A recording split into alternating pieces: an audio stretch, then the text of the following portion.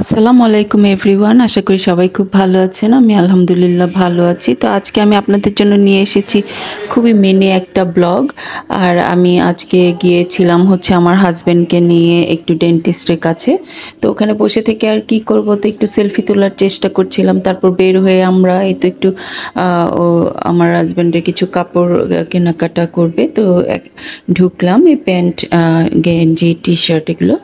তারপর ওখান থেকে বের হয়ে আমরা একটু হালকা পাতলা একটু ড্রিঙ্কস নিলাম, কারণ এত প্রচণ্ড গরমে মনে হচ্ছে যে আমরা সিদ্ধ হয়ে যাচ্ছি। তো তাড়াতাড়ি একটু ঠান্ডা হলাম, ঠান্ডা হয়ে তারপরে মিরপুর 10 নম্বরের সাইডেই দেখছি যে স্ট্রিট ফুড পাওয়া যায়, ওখানে অনেক আইটেম আছে।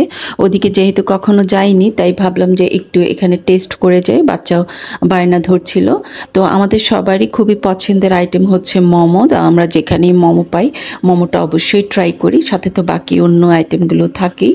তো এই তো আমার আজকের ব্লগ কেমন লাগছে আপনাদের আমাকে অবশ্যই কমেন্ট করে জানাবেন, এবং লাইক এবং শেয়ার করতে ভুলবেন না। আজকে এই পর্যন্ত। এখন আমরা খাবারটা একটু এনজয় করছি, ভালোই ছিল, এত খারাপ ছিল না।